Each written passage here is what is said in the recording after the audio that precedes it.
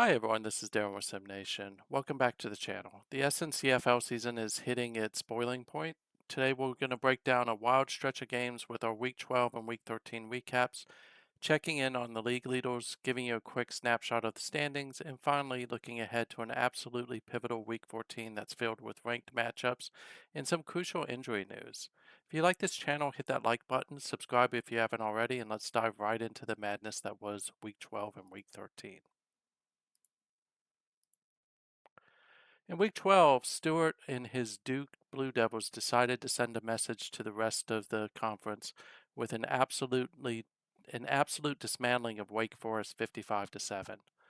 But while that was absolutely a big game for the Blue Devils, the biggest defeat in the week in the ACC was Syracuse dropping a casual 69 points on the Louisville Cardinals, largely behind the rushing of Chitwood, who rushed 13 times for 163 yards and one touchdown. Over in the AAC, we saw the AAC East race start to take a little bit more of a form of who may be the one representing in the championship game, where we saw number 19 Army edge out East Carolina 34-26 to shake up that AAC. And again, Army over the last few weeks has started to show signs of having an offense. This week it was Majors who rushed 29 times for 137 yards. And not to forget another upset that happened in week 12. Udo's Tennessee shocked number 11 Louisiana State with a 36-14 win, largely behind the efforts of Frazier, who was 27-35 for 315 yards and two touchdowns. Moving to week 13.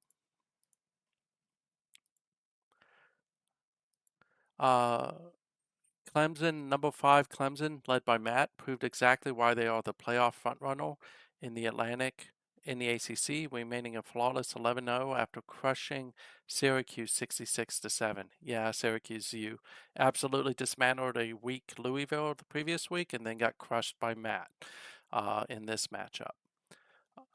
The biggest upset of the week, though, definitely came out of the Pac-12. And Stuart, I'm sorry, but the Washington Huskies upset the UCLA Bruins 55-49. They scored 10 points in the final 3 minutes, largely powered by 5 turnovers committed by the Bruins, including one that Earl Cohen of UW returned 26 yards for a touchdown. The other big upset happened in the AAC, uh, with South Florida absolutely crushing SMU in Tampa. They got 5 touchdowns from Durbin. Another big result this week was Maryland claiming the Big Ten East with a 64-21 win over Bama in his Indiana Hoosiers, who are still in the hunt for the playoffs. But it was Shaka Chung's 409 yards with 6 touchdowns and Buford's 24 rushes, where he averaged 10 yards, 240 yards, 2 touchdowns. Let's take a quick look at the league leaders real quick. Leading the country in passing is, of course, Jamar Trejo out of Texas Tech, where he has passed for 3,888 yards on the season. He's having an absolutely stellar senior season. Um, when we look at touchdowns, it is Shaka Chung, who, despite missing 2 games so far this season, has passed for 49 touchdowns, owning that insane metric. Will Trejo's the next closest person with 41. When we look at the rushing yards, Jeffrey Blankenship is closing in on 2,000 yards. He has 1,923 yards so far this season.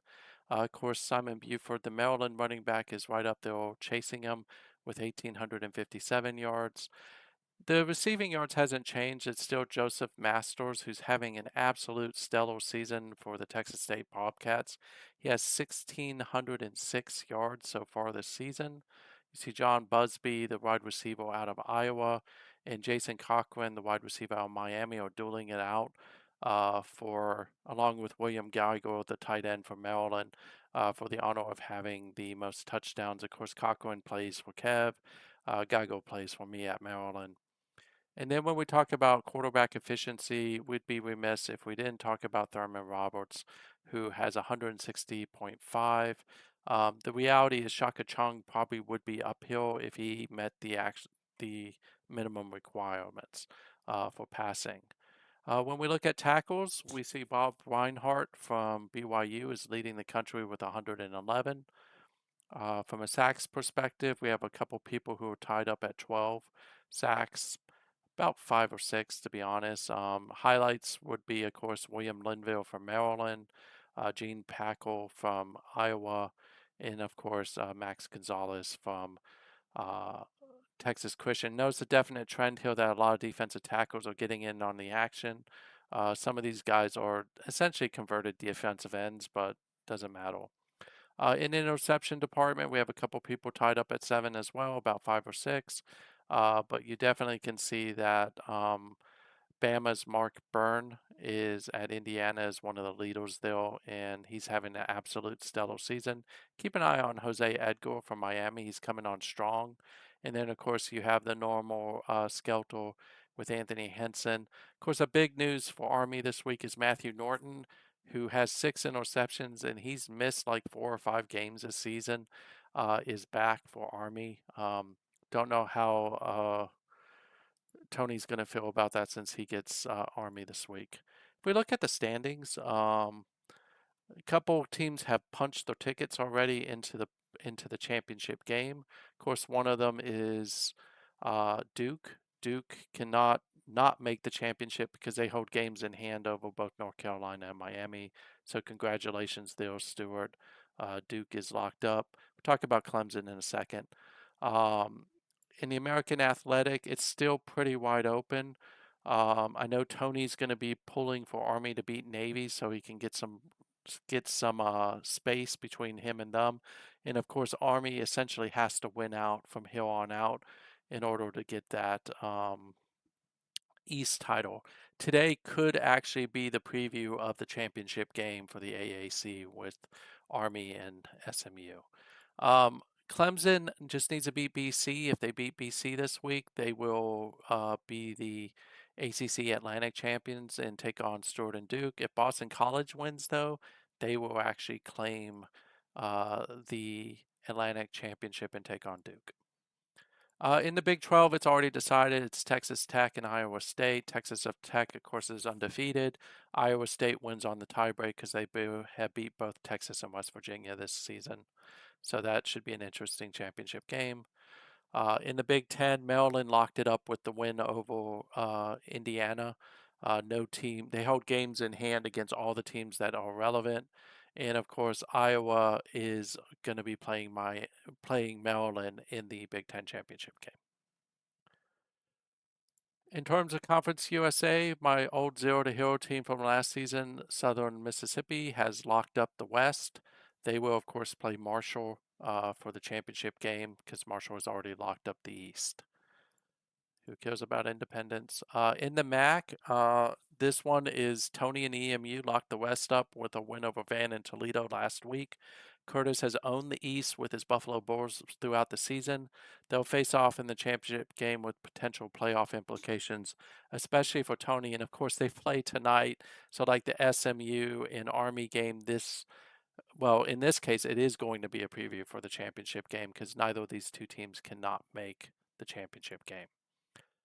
In the Mountain West, even though Texas Christian beat Colorado State last week, they will have a rematch in the championship game because both teams have clinched the championship spots. Wyoming came on strong, definitely starting to play a little bit better. That's V. Gorilla's team, but Colorado State was a little bit too much.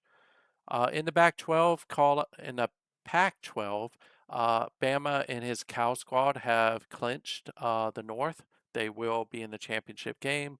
And Stewart needs to avoid a loss with UCLA the week after next. If he loses, then Arizona State has a chance to step in and get it. But of course, Arizona State has to win out, and they have a tall task this week where they face Stanford. In the SEC, Auburn and Georgia are going to the championship game. No one can catch either of those two teams, especially since Visible Witness with Auburn holds a game in hand against Louisiana Monroe and against LSU. Louisiana Monroe, of course, is playing for the playoffs at this point. Georgia with Shark, they've run the table throughout the season and looked really good at doing it. So they'll definitely be in that championship game. They get a test against Mississippi State tonight, but that one probably is going to be a blowout. And then in Coastal Carolina and Louisiana Lafayette have both clinched the playoff spots. I'm sorry, the conference championship. Coastal is, of course, fighting for a playoff spot. Both of them will meet in the championship game. So that brings us to week 14. In week 14, there were a couple games that stand out that are absolutely ones that you need to keep an eye on. We kind of talked about the Clemson Boston College game. Of course, for those not aware, Boston College actually was one of my zero to hero teams about 2 seasons ago. I had to drop them because I just had too much going on. I do expect Clemson to win this one pretty easily. Though 11-0, they lean on running back Luke, who has like 1,503 yards, 17 touchdowns. Boston College would love to play spoiler in this one. I don't know that I see them doing that. And of course, the big game in the AAC this week is Army Southern Methodist. This is going to be one of those all-out brawls between these two teams. Army has began to rely on Mays as a quarterback, but they do have a banged-up backfield. Majors is questionable, probably won't play. On the other side, SMU is led by Fitzgerald, their quarterback, who has 19 touchdowns, and Branham, who is the wide receiver. The key to that game for Army, of course, is going to be shut down that pass. The key for Southern Methodist is to make Army revert back to the old style of play where they just don't have an offense. The other big game, of course, I mentioned earlier was Buffalo versus Eastern Michigan. Both teams have had a really good season so far. Buffalo's coached by Curtis. Eastern Michigan, of course, is coached by Tony. They both are trying to vie for a way to sneak into the playoffs, and whoever wins this has got to be feeling good going into the championship game when they meet again for what really counts. Another big game this week, of course, is Stanford versus Arizona State. If Arizona State wants to keep pressure on UCLA, they've got to win this one. If they lose to Stanford, then of course Stewart can breathe a sigh of relief and just move on. Essentially, the game in hand belongs to UCLA because UCLA did beat Arizona State. The only way Arizona State can make it in is if UCLA loses next week. The other big game to watch is Louisiana Monroe versus Louisiana State. This is the matchup of the Louisianas. Of course, Louisiana State is CPU. They are taking on Skelter. This one should be an incredible game. ULM leans on Bunch, who's the running back. He has 14 touchdowns this week. The starting quarterback, I think, is out for the next 1 to 2 weeks. And then, of course, LSU is going to rely on Cook, who's thrown for over 2,400 yards and 20 touchdowns, hoping that they can capitalize on this to get the win. Texas Tech versus Rutgers. This is only important because Texas Tech is trying to stay undefeated, try to grab a more top seed, and they have to be able to play this way. But of course, bad news out of Texas Tech. Jamar Trajo, who's having that great season, is listed as questionable.